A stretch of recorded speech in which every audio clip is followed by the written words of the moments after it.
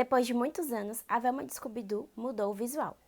Agora, uma das nerds mais icônicas dos anos 90 é uma mulher de pele marrom. Indica que ela terá origem sul-asiática na nova série produzida pela HBO Max e que é focada nela. Infelizmente, não demorou muito para que comentários racistas surgissem incomodados com o novo visual da Velma. Oi, eu sou a Duda e seja bem-vindo ao Quilombo Geek. Por aqui a gente olha a cultura pop de um jeito sério demais.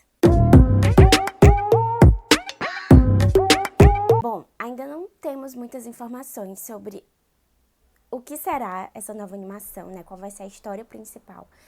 Mas sabemos que quem vai dublar a Velma será Mindy Kaling, que é uma das criadoras da série Eu Nunca e que ficou muito conhecida pelo seu papel em The Office.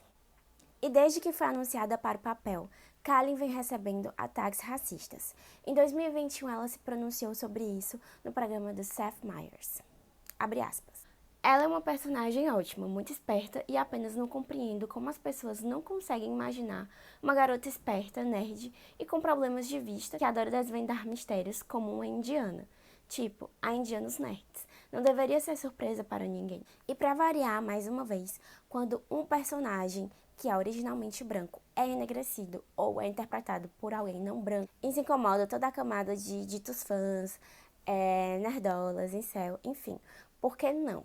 Quando você tem um personagem branco, você não pode deixar uma pessoa não branca interpretar ele, porque aí vai descaracterizar o personagem. Sendo que, em todos os casos que isso acontece, que um personagem que é originalmente branco é interpretado por alguém negro ou não branco no geral, asiático, indígena, enfim, ele não tem suas características retiradas porque normalmente são personagens que a cor de pele deles não interfere na sua personalidade, né? Desculpa a redundância, mas é literalmente isso. Gente, desculpa se tiver um barulhinho de construção aqui e ali. É que eu moro na periferia e mesmo que hoje seja domingo, alguém resolveu mexer com areia. Então, assim, vez ou outra talvez apareça aqui, mas foquem no principal. E não faz muito tempo que a mesma coisa aconteceu com Hailey Bailey, da dupla Chloe e Hale, e que também fez a série Grown Wish, do Kenya Barris. Quando há mais ou menos 2 meses atrás, o trailer do live action de A Pequena Sereia foi divulgado na Disney 23, que é um evento onde a Disney divulga várias coisas, várias novidades que vão vir por aí.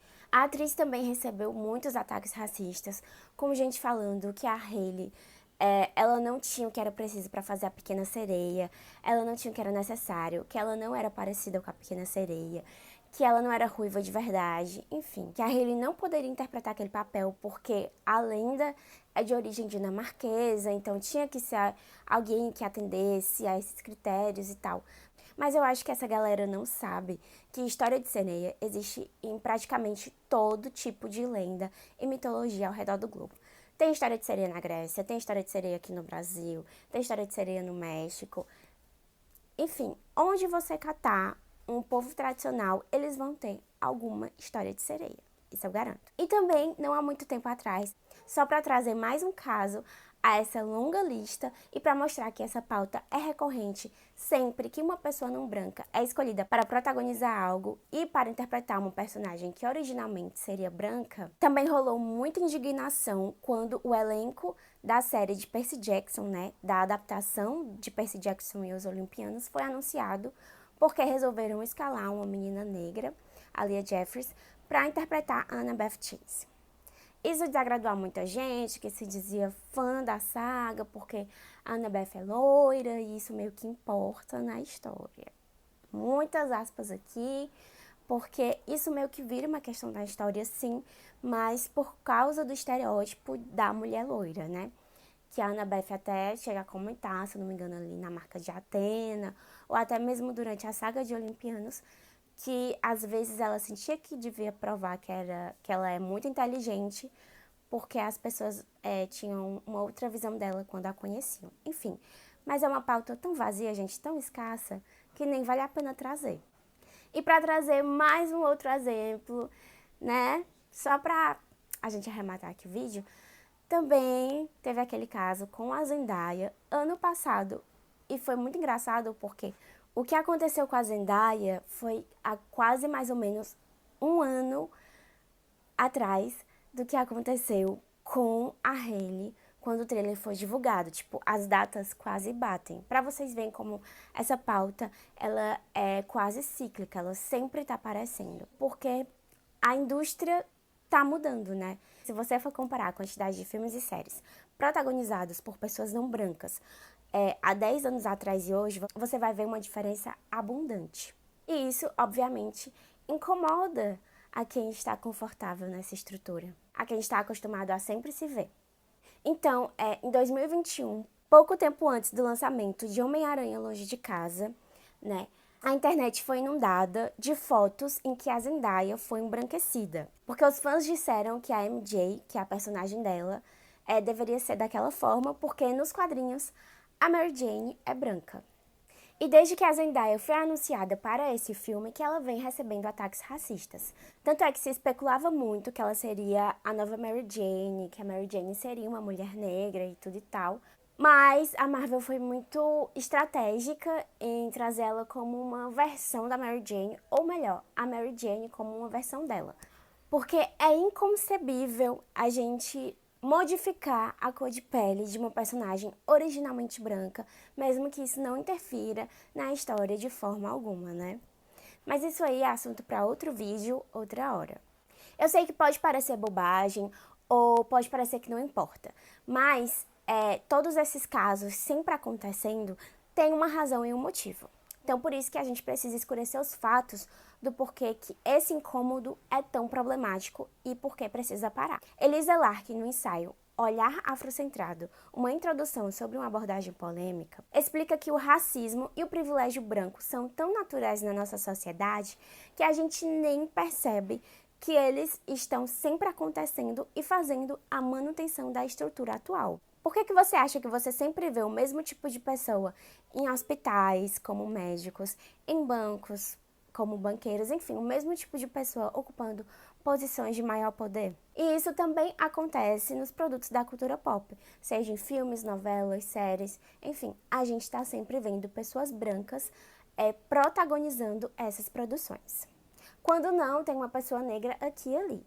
E as coisas vieram mudar mesmo, só de uns 10 anos pra cá, pelo menos. Enfim, você pode até querer afirmar que em filmes, séries e quadrinhos do passado tinham sim pessoas negras, ou outras pessoas não brancas, mas é importante lembrar que ou elas estavam sempre em papel de coadjuvantes, como no caso do Sam Wilson com o Capitão América, ou elas estavam interpretando algum estereótipo, e na maioria das vezes, quando elas eram coadjuvantes, elas estavam dentro de algum estereótipo.